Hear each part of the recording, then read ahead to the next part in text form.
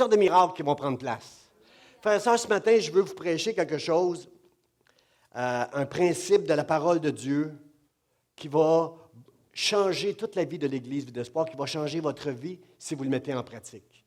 Et c'est important de saisir le principe que je vais partager ce matin parce qu'il va amener, ce principe-là va ouvrir la porte du miraculeux dans nos vies. Combien veulent vivre ça, là, vivre le miraculeux dans nos vies? Moi, j'ai besoin de ça en tant que pasteur. Vous avez besoin de ça en tant que chef de votre maison, que le miracle prenne place dans votre vie. Et ce matin, j'aimerais prêcher ce principe-là. Et on va regarder le texte ensemble. C'est dans Actes des Apôtres, c'est le chapitre 16, versets 25 et 26. Et le contexte de ce passage-là, plusieurs connaissent, c'est que l'apôtre Paul est allé avec Silas témoigner d'évangile, parler de l'Évangile en Macédoine. Lui, il s'en allait en Asie. La Bible nous dit que l'Esprit l'a arrêté, puis l'a envoyé en Macédoine pour prêcher l'Évangile. Il est en Macédoine, il prêche l'Évangile, il annonce Jésus, il va aux réunions de prière dans les synagogues. Et là, à un moment donné, puis pendant son ministère en Macédoine, il y a une femme qui les suit. Il y a une femme qui les suit, puis elle dit tout le temps, lui, c'est un serviteur de Dieu.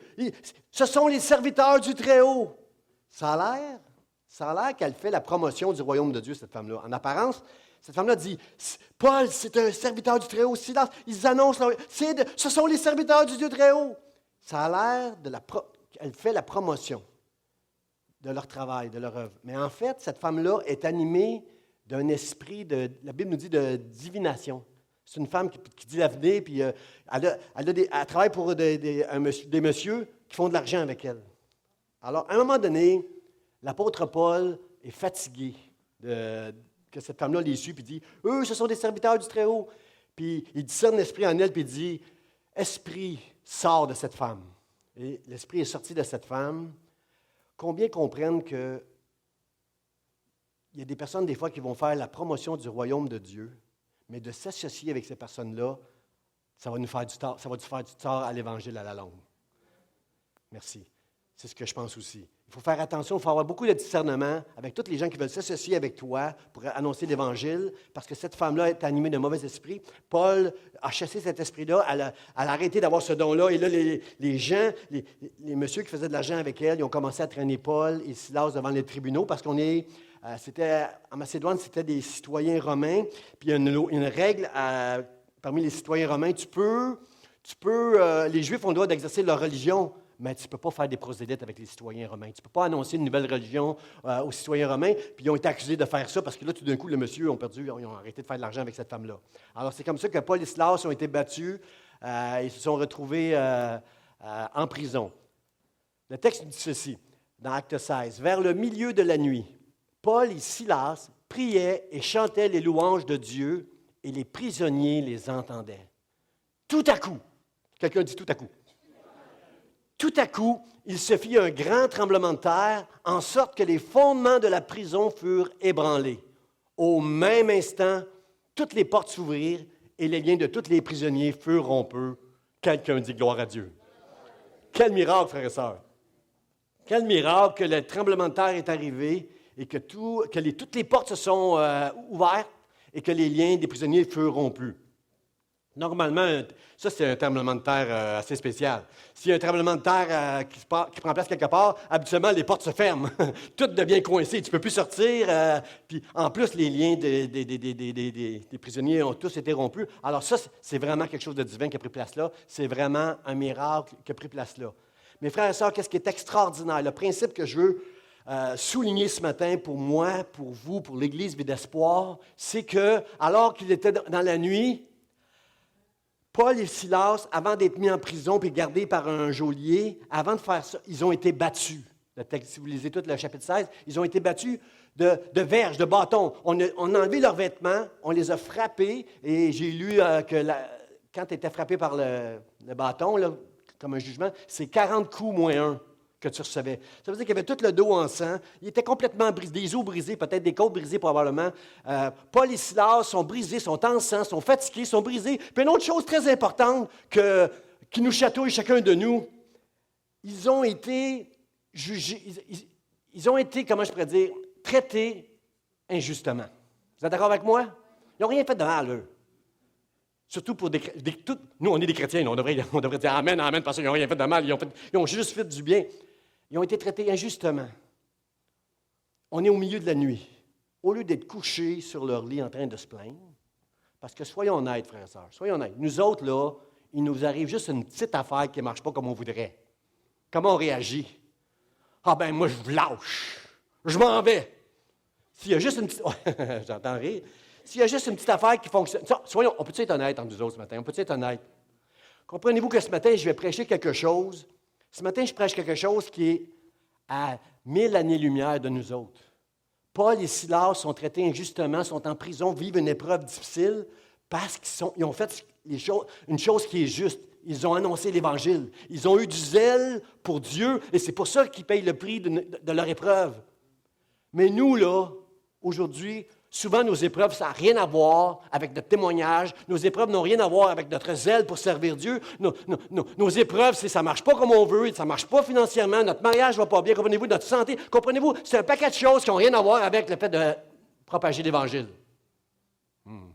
Oh boy. Je vais aller de l'autre bord, Réfléchissez un peu, là.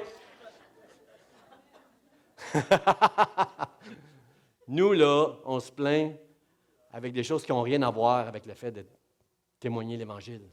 On se plaint de nos petits bobos. On se plaint de nos affaires qui ne fonctionnent pas comme on voudrait. Frères et sœurs, Paul et Silas, malgré tout ce qu'ils ont vécu, au lieu d'être couchés sur leur lit, en train de se plaindre, de broyer sur leur sort, ils sont en train de prier puis de chanter les louanges de Dieu. N'est-ce pas extraordinaire?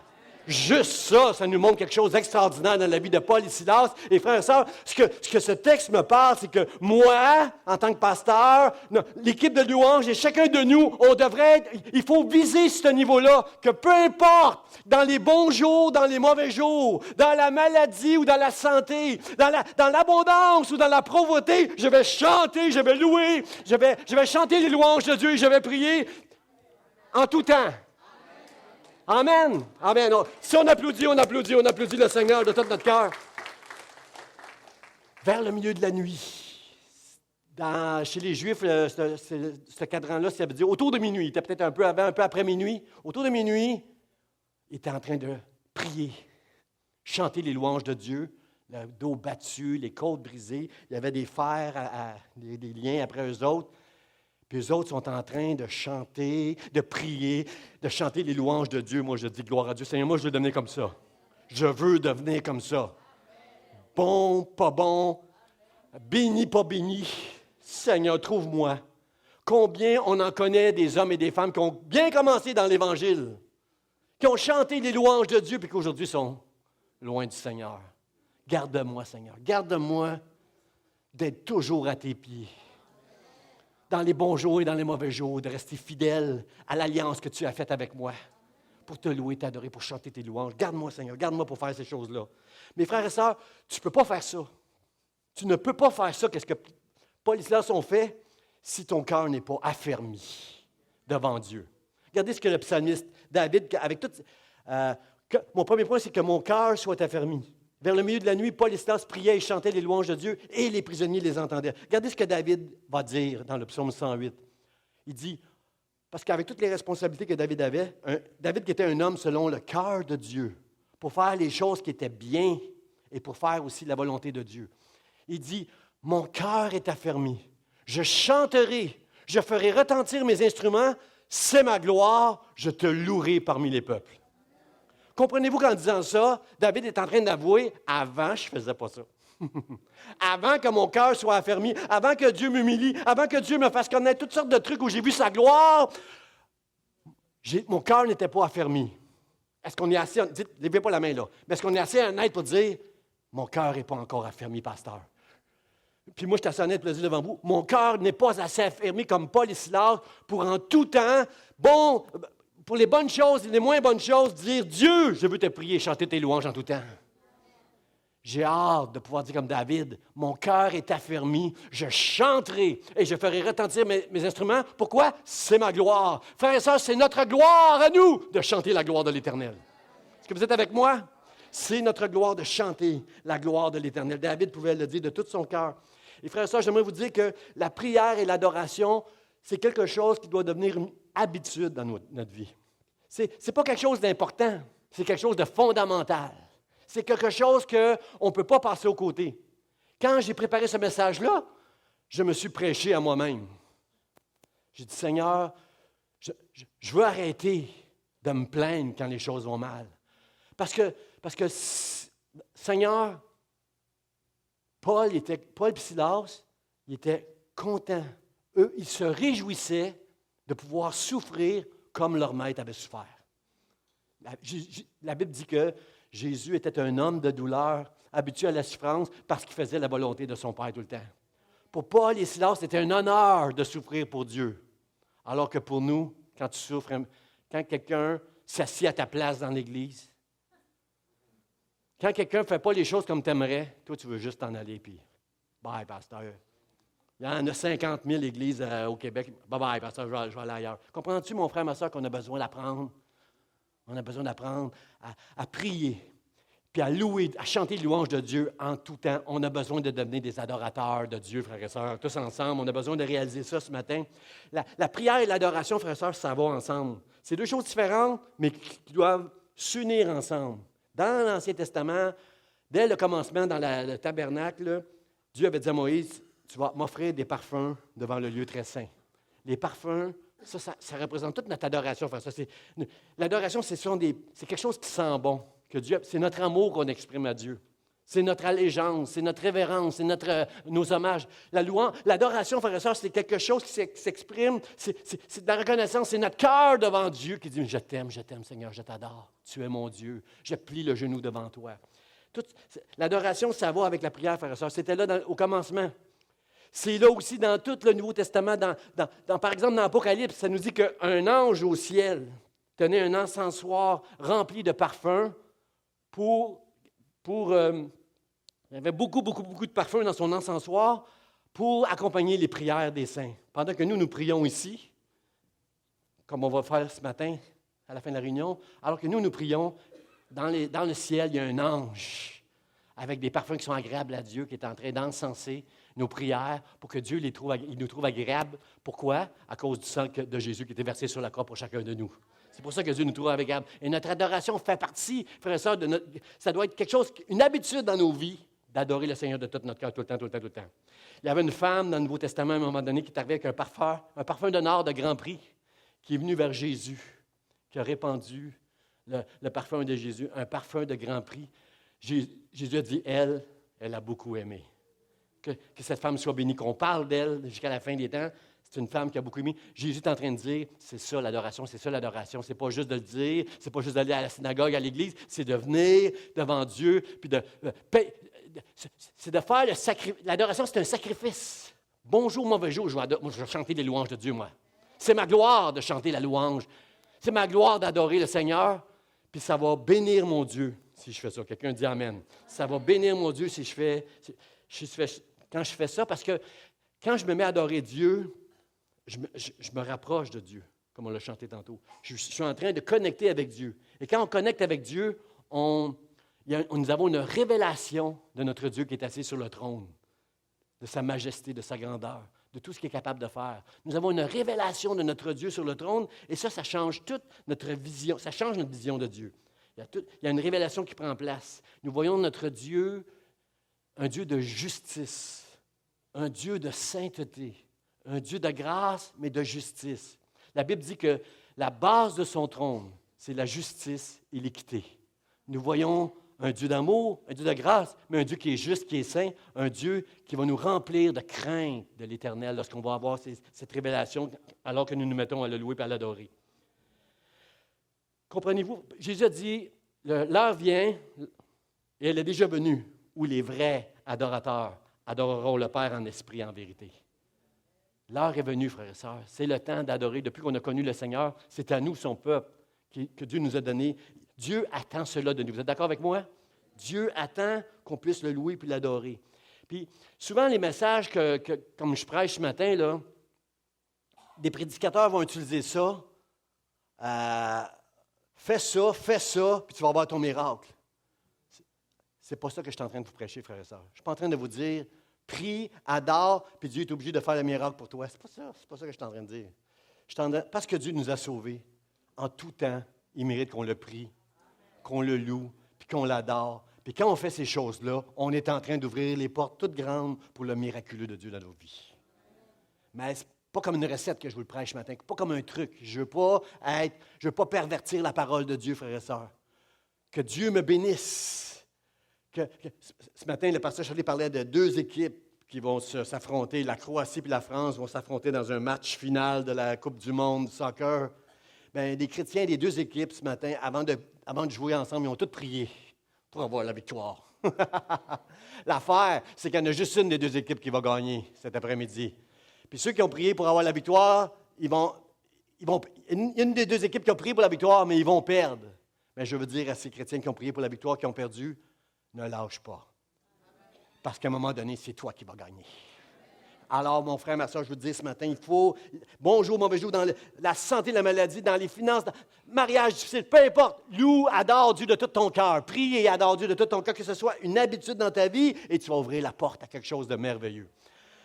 Regardez un passage si intéressant dans l'Ancien Testament, lorsque Salomon a dédicacé le temple de l'Éternel qui venait d'être construit. Le texte nous dit, « Et lorsque ceux qui sonnaient des trompettes et ceux qui chantaient, s'unissant d'un même accord pour célébrer, pour louer l'Éternel, firent retentir les trompettes, les cymbales et les autres instruments, et célébrèrent l'Éternel par ses paroles, car il est bon, car sa miséricorde durera toujours. » En ce moment, quel moment?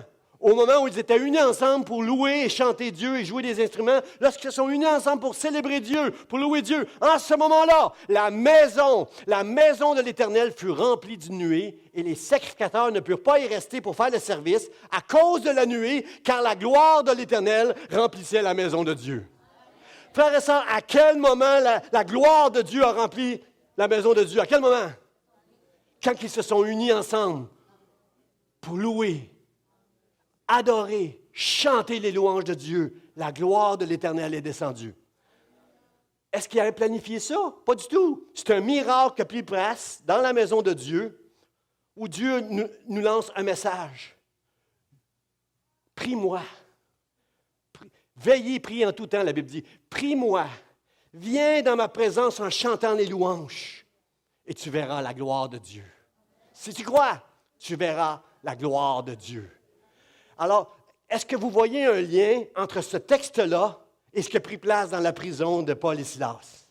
Alors qu'ils chantaient, qu'ils louaient Dieu, un miracle est arrivé. Les tremblements de terre, les portes de prison ouvertes, les liens de tous les prisonniers ont été rompus. Écoutez bien, si on vient juste en arrière,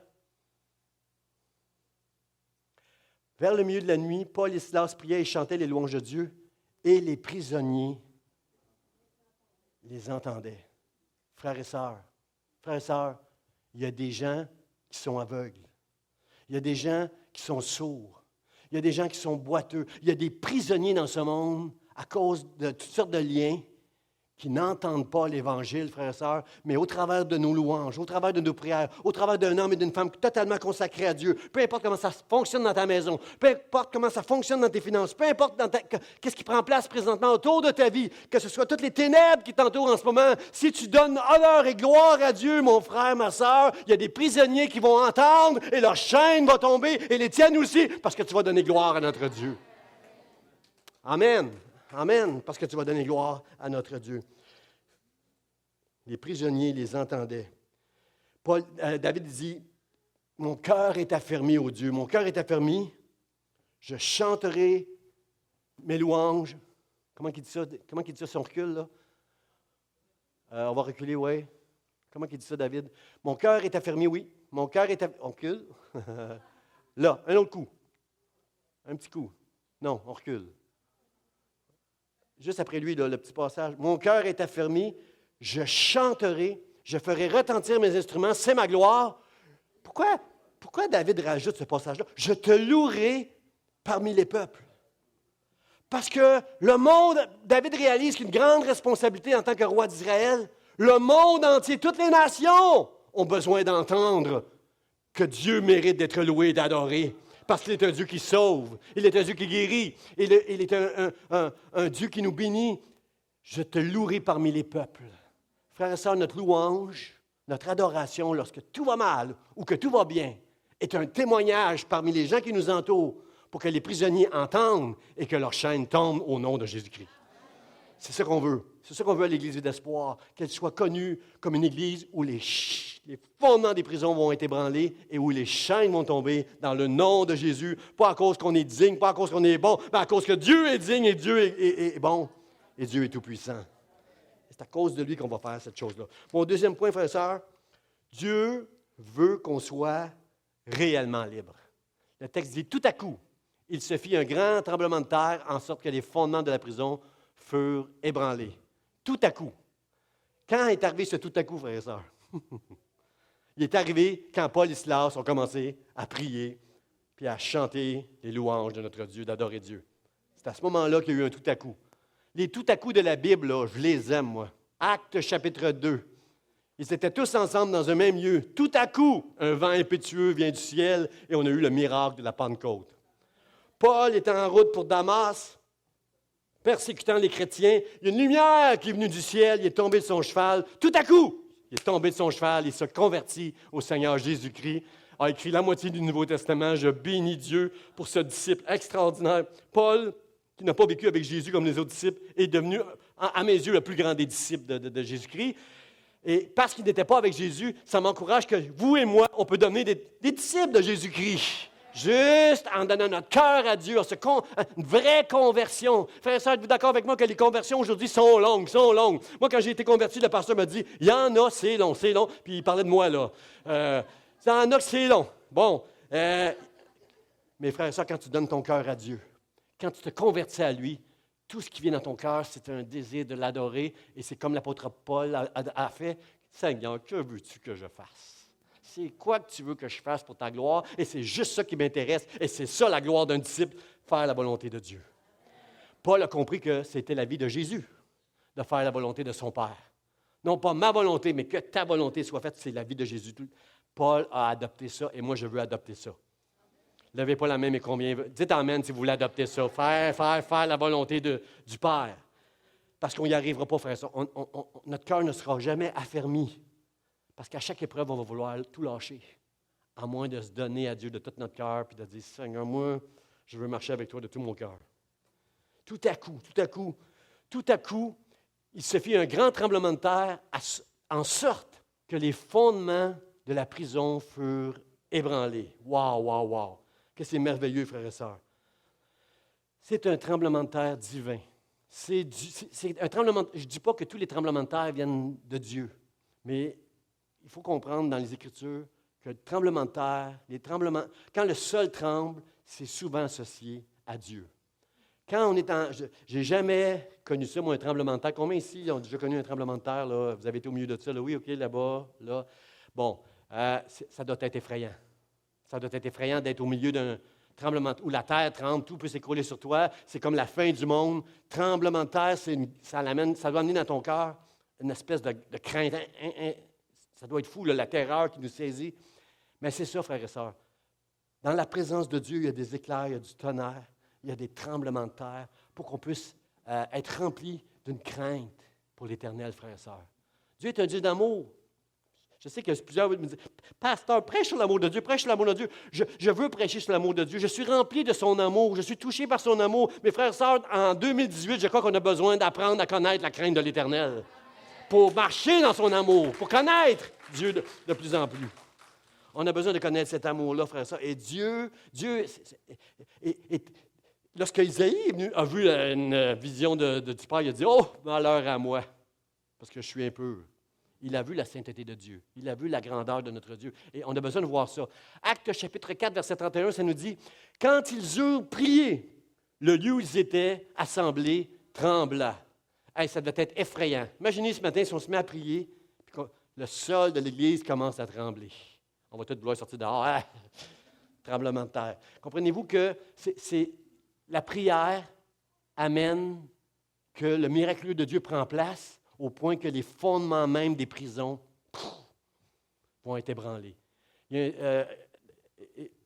Un autre texte qui dit, oui, par rapport au tremblement de terre, j'ai noté que quand Christ est mort à la croix, la Bible dit qu'il y a eu un tremblement de terre. Tremblement de terre, il y avait le centenier qui était au pied de la croix avec les gardes pour garder Jésus. Puis il y a eu un tremblement de terre. La Bible dit qu'il y a des rochers qui ont été fendus. Méchant tremblement de terre. Des rochers ont été fendus, des sépulcres se sont ouverts. Il y a des gens qui sont ressuscités le jour où Jésus est mort sur la croix.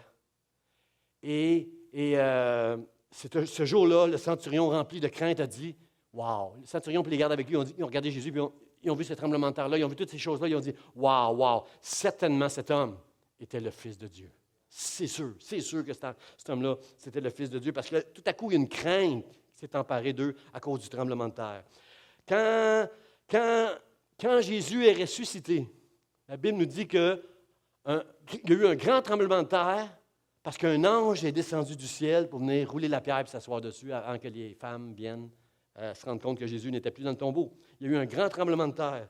Dans le psaume 104, 32, verset 32, ça dit « Il regarde la terre et elle tremble. » Amos nous dit « Il touche la terre et elle tremble. » Le prophète Jérémie lui va dire « La terre tremble juste devant sa colère, la colère de Dieu. » Jésus nous a averti que dans les derniers jours, chapitre 24 de Matthieu, dans les derniers jours, il y aura dans divers lieux sur toute la terre des tremblements de terre. Et si vous regardez Apocalypse, à chaque fois qu'il arrive, qu'on ouvre un seau, qu'on brise un seau, à chaque fois qu'il se passe quelque chose dans le ciel, il y a un tremblement de terre sur la terre. Frères et sœurs, est-ce que vous êtes avec moi? Je veux avoir la crainte de l'Éternel. Parce que je veux être protégé. Quand toutes ces choses vont prendre place, moi, je veux être sûr que je suis dans la main de Dieu. Je suis dans la main de Dieu, frères et sœurs. Je suis dans la main de Dieu. Mais j'en ai trop connus qui ont marché avec Dieu puis qu'aujourd'hui sont loin de Dieu. Seigneur, garde-moi pour que je ne finisse pas comme ça. Je veux marcher avec la crainte de l'Éternel. Et dans les bons jours et dans les mauvais jours, Seigneur, je veux être trouvé chaque jour en train de te prier puis de chanter les louanges de Dieu, de t'adorer dans le nom de Jésus. Dans le nom de Jésus, Seigneur, garde-moi, garde-moi. Alors que nous prions, que nous adorons Dieu, frères et sœurs, Dieu ébranle les fondements de nos prisons, de tout ce qui peut nous retenir captifs. Bien sûr que Paul et Silas, c'était leur zèle à eux autres, à Paul et Silas. Mais nous, qu'est-ce qui nous garde dans nos prisons, frères et sœurs? Ça peut être le péché. On peut avoir du péché dans notre vie. Quand il y a un péché qu'on n'y arrive pas, là, ça amène beaucoup de ténèbres dans nos vies. Ça amène beaucoup de combats. Ça nous amène captifs quelque part dans une prison. Notre égoïsme, notre timidité à témoigner l'Évangile peut devenir comme une prison. Notre manque de zèle pour le servir peut devenir comme une prison. Mais Jésus a dit, si donc le Fils vous affranchit, vous serez réellement libre. Alors, Dieu, ce qu'il désire, c'est qu'on soit réellement libre, frères et sœurs, qu'il n'y a rien qui puisse nous empêcher. Et au travers de la prière et de l'adoration, frères et sœurs, Dieu va ébranler tous les fondements de nos prisons qui sont mensonges pour qu'on puisse servir Dieu et être complètement libre dans nos cœurs. Qu'on mette de côté la culpabilité, qu'on mette de côté toutes ces choses qui viennent contre nous pour nous empêcher de nous approcher de Dieu et d'être totalement libre et le servir de tout notre cœur et de le prier et de l'adorer chaque jour, que ça devienne une habitude dans nos vies, frères et sœurs. La Bible dit aussi au verset 26, au même instant, toutes les portes s'ouvrirent et les liens de tous les prisonniers furent rompus. Quel miracle, frères et sœurs! Au même instant. Au même instant que quoi? Hein? Marthe? Au même instant, qu'est-ce que l'auteur veut dire? Luc est en train il souligne que c'est au même instant qu'il priait et qu'il louait que les liens ont été rompus. Non seulement les liens de Paul et Silas. Ce que j'aime là-dedans, ça c'est intéressant pour mes enfants, mes petits-enfants, puis les gens qui m'entourent. Non seulement les liens de Paul et Silas, mais les liens de tous les prisonniers qui avaient entendu Paul et Silas prier et adorer Dieu. Tous leurs liens, eux autres. L'Esprit du Seigneur est sur moi, car il m'a oint pour annoncer une bonne nouvelle, pour annoncer la liberté aux captifs, pour ouvrir les yeux des aveugles, pour que les sourds entendent. L'Esprit du Seigneur avec moi pour amener la délivrance. C'est ce que Jésus nous a promis au travers du prophète Ésaïe. Et c'est ça qui prend place, frères et sœurs. Le péché, c'est un problème, frères et sœurs, qui demande souvent une délivrance de la part de Dieu. Paul, il dit, « Qui me délivrera du corps de cette mort? » Paul est assez honnête pour nous dire que moi, je comprends Dieu. Il m'a sauvé, je l'aime, je veux le servir. Mais je suis dans un corps de chair, c'est un corps de mort. Qui me délivrera de ce corps de mort? Grâce soit rendue à Dieu par Jésus-Christ. comprenez-vous qu'il y a une puissance qui vient du ciel, qui va me sauver, qui va m'aider, qui va me garder. Si tu es dans le péché, c'est sûr que tu dois faire des efforts pour te sortir du péché. Mais combien de chrétiens cèdent constamment avec le même péché? Combien de chrétiens sont pris là-dedans et finissent par abandonner et se décourager? Parfois, on peut avoir besoin d'aide d'un pasteur ou quelqu'un qui fait de la relation d'aide ou juste quelqu'un qui va nous écouter sans nous juger. Une bonne personne, un ami, un proche qui nous écoute puis qui ne nous juge pas, puis qui prie avec nous.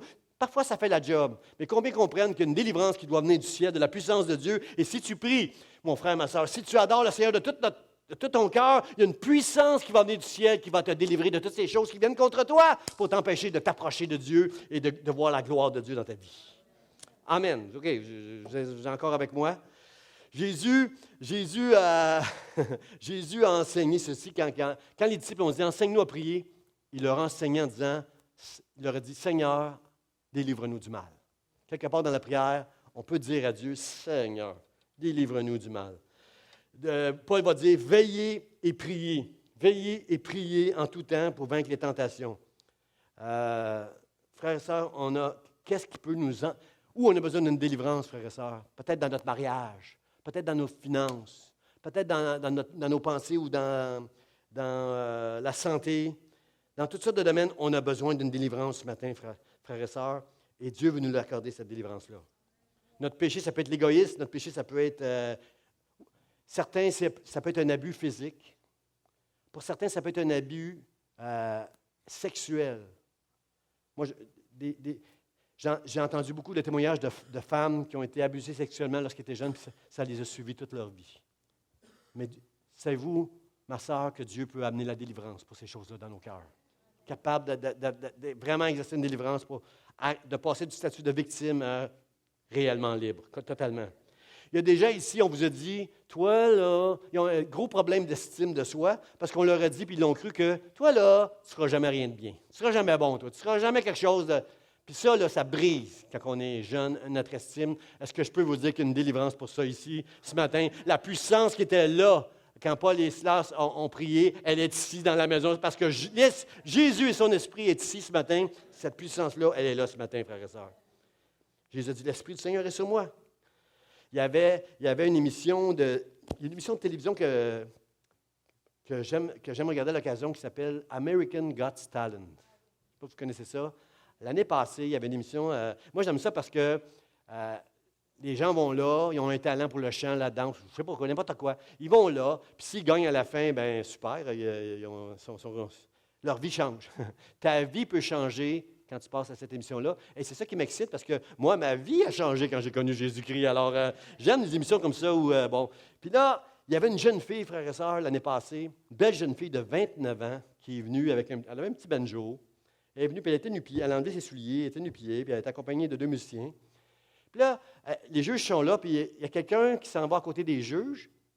Puis là, le juge dit, il parle à la jeune fille de 29 ans qui est en avant, qui va faire son truc, là, son talent.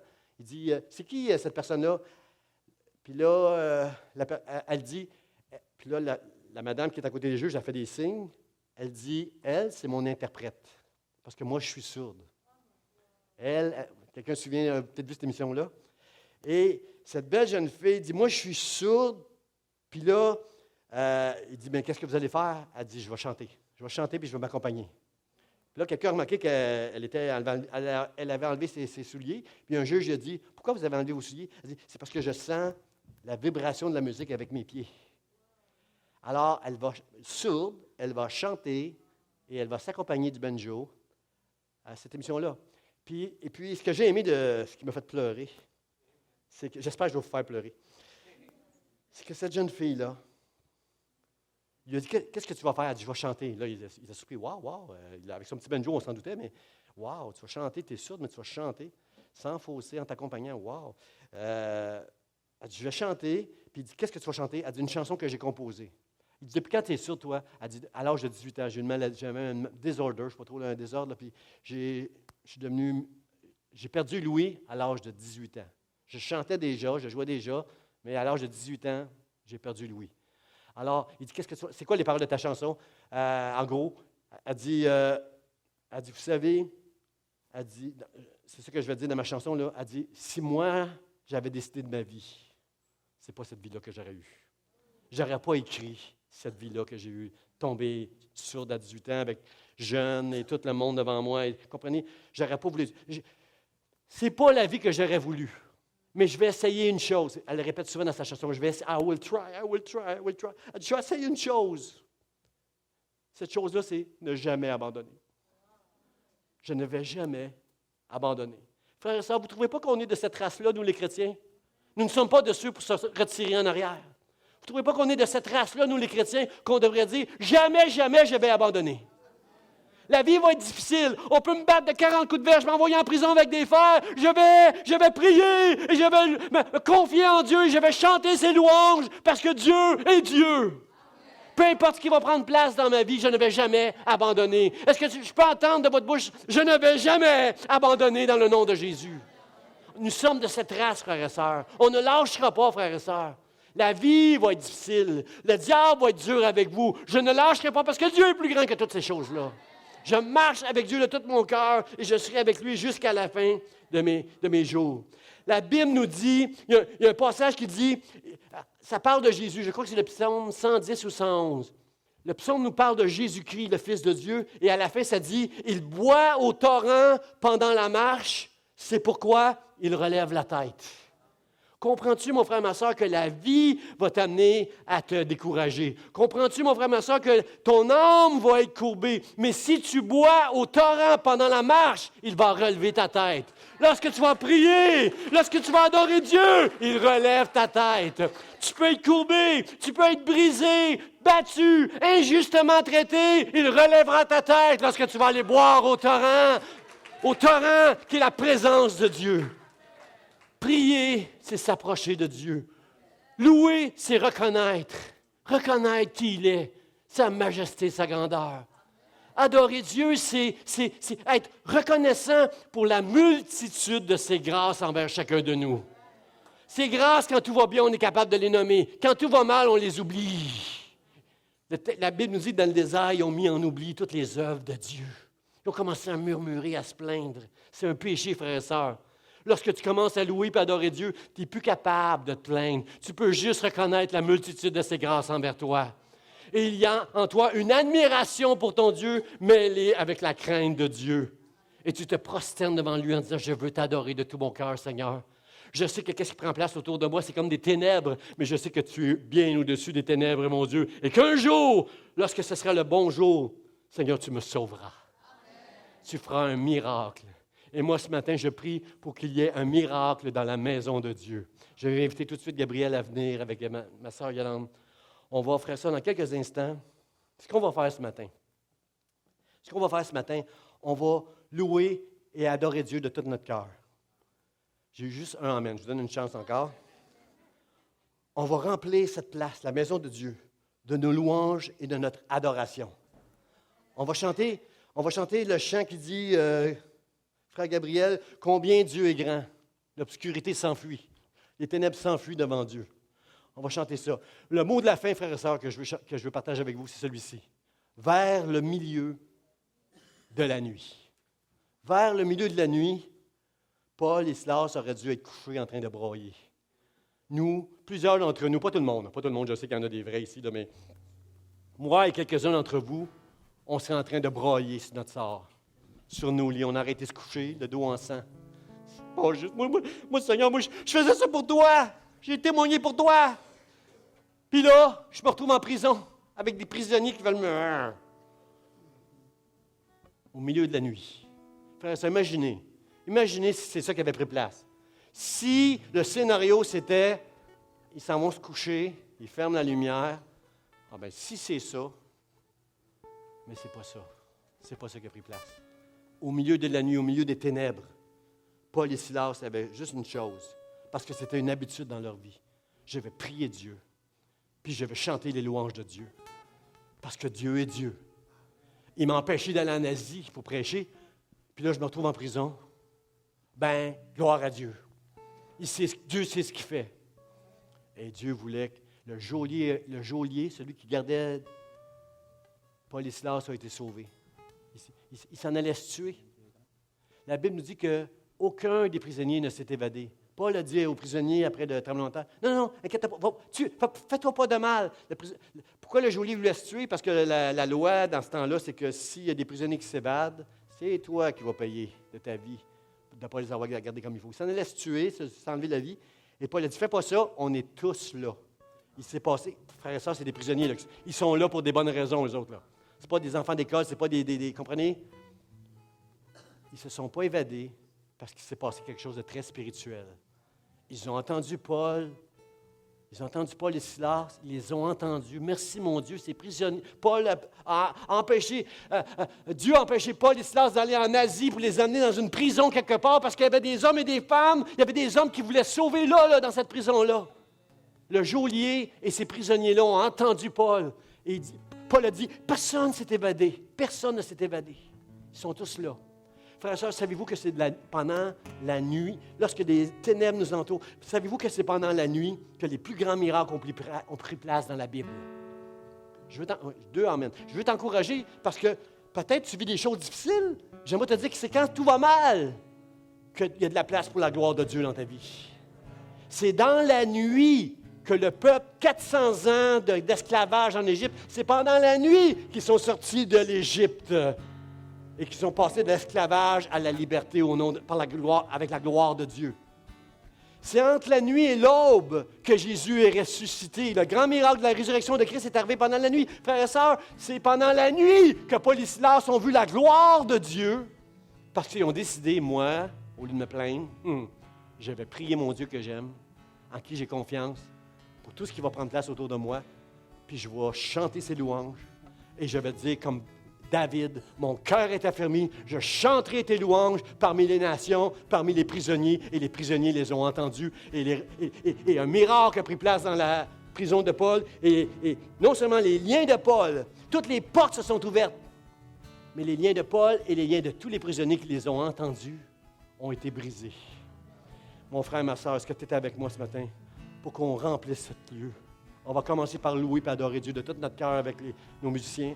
On adore Dieu. Et ensuite, je vais vous demander, pendant qu'on va chanter ce chant-là, qu'on va louer, qu'on va adorer Dieu, je vous demande de vous avancer. Si vous avez besoin d'une délivrance, d'une guérison dans votre vie, avancez-vous. J'ai appointé 2 personnes avec moi, 2 sœurs qui vont prier. On va aller parmi ceux qui vont s'avancer. Et nous allons voir la gloire de Dieu ce matin. Il y a des gens ici, vous allez avoir une délivrance. Il y a des gens que vous allez connaître une guérison parce que la même puissance qui était là au temps de Paul, elle est encore ici dans la maison de Dieu ce matin. Et si vous dites un grand amen avec foi, nous allons commencer ce chant. Combien Dieu est grand.